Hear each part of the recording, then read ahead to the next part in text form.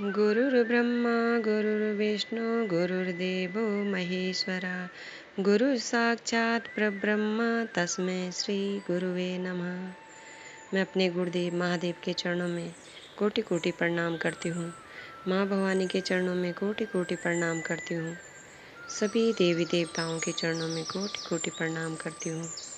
सभी गुरु भाई बहनों के चरणों में मेरा कोटि कोटि प्रणाम। आज हम सुनेंगे शिव पुराण की रुद्र संहिता में से नारद जी का भगवान विष्णु को क्रोधपूर्वक फटकारना और शाप देना, फिर माया के दूर हो जाने पर पश्चाताप पूर्वक भगवान के चरणों में गिरना और शुद्धि का उपाय पूछना, तथा भगवान विष्णु का उन्हें समझा बुझाकर शिव का मातम्य जानने के लिए ब्रह्मा जी के पास जाने का आदेश और शिव के भजन का उपदेश देना। सूत जी कहते हैं, महर्षियों, माया मोहित नारद मुनि उन दोनों शिवगणों को यथोचित शाप देकर भी भगवान शिव के इच्छावश मोह निद्रा से जाग न सके। वे भगवान विष्णु के किए हुए कपट को याद करके मन में दुस्सा क्रोध लिए विष्णु लोक को गए और समिधा पाकर प्रज्वलित हुए अग्निदेव की भांति क्रोध से जलते हुए बोले। उनका ज्ञान नष्ट हो गया था, इसलिए वे दुर्वचन पूर्ण व्यंग सुनाने लगे। नारद जी ने कहा, हरे, तुम बड़े दुष्ट हो, कपटी हो और समस्त विश्व को मोह में डाले रहते हो। दूसरों का उत्साह या उत्कर्ष तुमसे सहा नहीं जाता।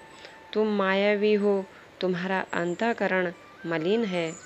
पूर्व काल में तुम्ही ने मोहिनी रूप धारण करके कपट किया, असुरों को वारुणी मदिरा पिलाई, उन्हें अमृत नहीं पीने दिया। छल कपट में ही अनुराग रखने वाले हरे, यदि महेश्वर रुद्र दया करके विष ना पी लेते तो तुम्हारी सारी माया उसी दिन समाप्त हो जाती। विष्णुदेव, कपटपूर्ण चाल तुम्हें अधिक प्रिय है। तुम्हारा स्वभाव अच्छा नहीं है, तो भी भगवान शंकर ने तुम्हें स्वतंत्र बना दिया है। तुम्हारी इस चाल ढाल को समझकर अब वे भगवान शिव भी पश्चाताप करते होंगे। अपनी वाणी रूपी वेद की प्रमाणिकता स्थापित करने वाले महादेव जी ने ब्राह्मण को सर्वोपरि बताया है। हरे, इस बात को जानकर आज मैं बलपूर्वक तुम्हें ऐसी सीख दूंगा जिससे तुम फिर कभी भी ऐसा कर्म नहीं कर सकोगे। अब तक तुम्हें किसी शक्तिशाली या तेजस्वी पुरुष से पाला नहीं पड़ा था, इसलिए आज तक तुम निडर बने हुए हो। परंतु विष्णु, अब तुम्हें अपनी करनी का पूरा फल मिलेगा। भगवान विष्णु से ऐसा कहकर माया मोहित नारद मुनि अपने ब्रह्म तेज का प्रदर्शन करते हुए क्रोध से खिन्न हो उठे और शाप देते हुए बोले, विष्णु, तुमने स्त्री के लिए मुझे व्याकुल किया है। तुम इसी तरह सबको मोह में डालते रहते हो। यह कपटपूर्ण कार्य करते हुए तुमने जिस स्वरूप से मुझे संयुक्त किया था, उसी स्वरूप से तुम मनुष्य हो जाओ और स्त्री के वियोग का दुख भोगो। तुमने जिन बानरों के समान मेरा मुंह बनाया था, वे ही उस समय तुम्हारे सहायक हों। तुम दूसरों को दुख देने वाले हो, अतः स्वयं भी तुम्हें स्त्री के वियोग का दुख प्राप्त हो। अज्ञान से मोहित मनुष्यों के समान तुम्हारी स्थिति हो। अज्ञान से मोहित हुए नारद जी ने मोहवश श्रीहरि को जब इस तरह शाप दिया, तब उन्होंने शंभु की माया की प्रशंसा करते हुए उस शाप को स्वीकार कर लिया। तदंतर महालीला करने वाले शंभु ने अपनी उन विश्व मोहिनी माया को, जिसके कारण ज्ञानी नारद मुनि भी मोहित हो गए थे, खींच लिया। उस माया के तिरोहित होते ही नारद जी पूर्ववत शुद्ध बुद्धि से युक्त हो गए। उन्हें पूर्ववत ज्ञान प्राप्त हो गया और उनकी सारी व्याकुलता जाती रही। इससे उनके मन में बड़ा विस्मय हुआ। वे अधिकाधिक पश्चाताप करते हुए बारंबार अपनी निंदा करने लगे। उस समय उन्होंने ज्ञानी को भी मोह में डालने वाले भगवान शंभु की माया की सराहना की। तदंतर यह जानकर कि माया के कारण ही मैं भ्रम में पड़ गया था, यह सब कुछ मेरा माया जनित भ्रम ही था, वैष्णुवशी शिरो वैष्णु व शिरोमणि नारद जी भगवान विष्णु के चरणों में गिर पड़े। भगवान श्री हरि ने उन्हें उठाकर खड़ा कर दिया। उस समय अपनी दुर्बुद्धि नष्ट हो जाने के कारण वे यूँ बोले, नाथ, माया से मोहित होने के कारण मेरी बुद्धि बिगड़ गई थी, इसलिए मैंने आपके प्रति बहुत दुर्वचन कहे, आपको शाप तक दे डाला है। प्रभु, उस शाप को आप मिथ्य कर दीजिए। हाय, मैंने बहुत बड़ा पाप किया है, अब मैं निश्चय ही नरक में पड़ूंगा। हरे, मैं आपका दास हूँ, बताइए मैं क्या उपाय, कौन सा प्रायश्चित करूं जिससे मेरा पाप समूह नष्ट हो जाए और मुझे नरक में ना गिरना पड़े। ऐसा कहकर शुद्ध बुद्धि वाले मुनि शिरोमणि नारद जी पुनः भक्ति भाव से भगवान विष्णु के चरणों में गिर पड़े। उस समय उन्हें बड़ा पश्चाताप हो रहा था। तब श्री विष्णु ने उन्हें उठाकर मधुर वाणी में कहा। भगवान विष्णु बोले, तात, खेद ना करो, तुम मेरे श्रेष्ठ भक्त हो, इसमें संशय नहीं है। मैं तुम्हें एक बात बताता हूँ, सुनो। उससे निश्चय ही तुम्हारा परम हित होगा, तुम्हें नरक में नहीं जाना पड़ेगा। भगवान शिव तुम्हारा कल्याण करेंगे। तुमने मद से मोहित होकर जो भगवान शिव की बात नहीं मानी थी, उसकी अवहेलना कर दी थी, उसी अपराध का भगवान शिव ने तुम्हें ऐसा फल दिया है। क्योंकि वही कर्म फल के दाता हैं, तुम अपने मन में यह दृढ़ निश्चय कर लो कि भगवान शिव की इच्छा से ही यह सब कुछ हुआ है। सबके स्वामी परमेश्वर शंकर ही गर्भ को दूर करने वाले हैं। वही परब्रह्म परमात्मा है, उन्हीं का सच्चिदानंद स्वरूप बोध होता है। वे निर्गुण और निर्विकार हैं, तत्व, रज और तम इन तीनों गुणों से परे हैं।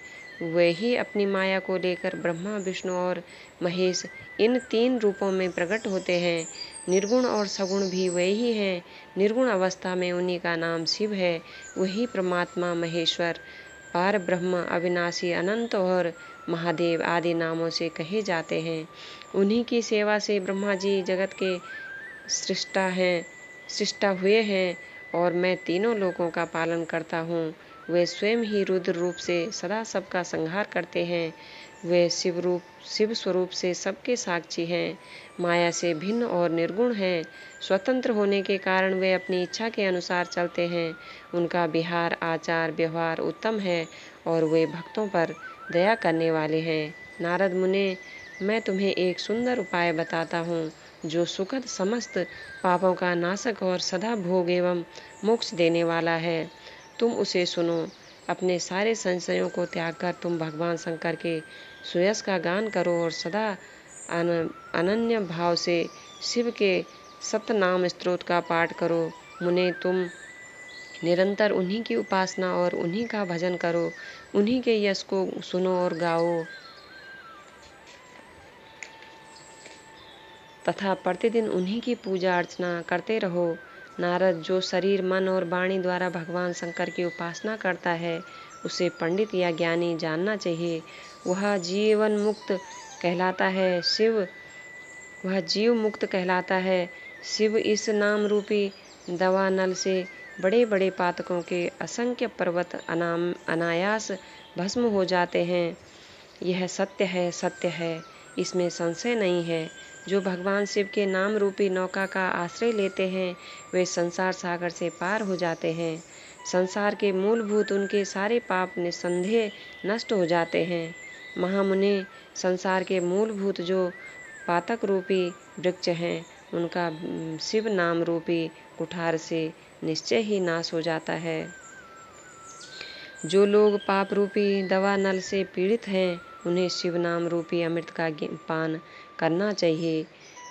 पाप दवाग्नि से दग्ध होने वाले प्राणियों को उस शिव नाम अमृत के बिना शांति नहीं मिल सकती। संपूर्ण वेदों का अवलोकन करके पूर्ववर्ती विद्वानों ने यही निश्चय किया है कि भगवान शिव की पूजा ही उत्कृष्ट साधन तथा जन्म मरण रूपी संसार बंधन के नाश का उपाय है। आज से यत्नपूर्वक सावधान रहकर विधि विधान के साथ भक्तिभाव से नित्य निरंतर जगदम्बा पार्वती सहित महेश्वर सदाशिव का भजन करो। नित्य शिव की ही कथा सुनो और कहो तथा अत्यंत यत्न करके बारंबार शिव भक्तों का पूजन किया करो। मुनि श्रेष्ठ, अपने हृदय में भगवान शिव के उज्ज्वल चरणार बिंदुओं की स्थापना करके पहले शिव के तीर्थों में विचरो। मुने, इस प्रकार परमात्मा शंकर के अनुपम महात्म्य का दर्शन करते हुए अंत में आनंद वन काशी को जाओ। वह स्थान भगवान शिव को बहुत ही प्रिय है। वहाँ भक्तिपूर्वक विश्वनाथ जी का दर्शन पूजन करो। विशेषतः उनकी स्तुति वंदना करके तुम निर्विकल्प के हो जाओगे। नारद जी, इसके बाद तुम्हें मेरी आज्ञा से भक्तिपूर्वक अपने मनोरथ की सिद्धि के लिए निश्चय ही ब्रह्मलोक में जाना चाहिए। वहाँ अपने पिता ब्रह्मा जी की विशेष रूप से स्तुति वंदना करके तुम्हें प्रसन्नतापूर्ण हृदय से बारंबार शिव महिमा के विषय में प्रश्न करना चाहिए। ब्रह्मा जी शिव भक्तों में श्रेष्ठ हैं। वे तुम्हें बड़ी प्रसन्नता के साथ भगवान शंकर का माहात्म्य और सतनाम स्तोत्र सुनाएंगे। सुने मुने, आज से तुम शिवाराधना में तत्पर रहने वाले शिव भक्त हो जाओ और विशेष रूप से मोक्ष के भागी बनो। भगवान शिव तुम्हारा कल्याण करेंगे। इस प्रकार प्रसन्नचित्त हुए भगवान विष्णु नारद मुनि को प्रेम पूर्वक उपदेश देकर श्री शिव का स्मरण वंदन और स्तुवन करके वहाँ से अंतर ध्यान हो गए। नमः शिवाय, नमः शिवाय, नमः शिवाय। अपने गुरुदेव महादेव के चरणों में कोटि कोटि प्रणाम करती हूँ। सभी गुरु भाई बहनों को मेरा कोटि कोटि प्रणाम। सभी का बहुत बहुत धन्यवाद।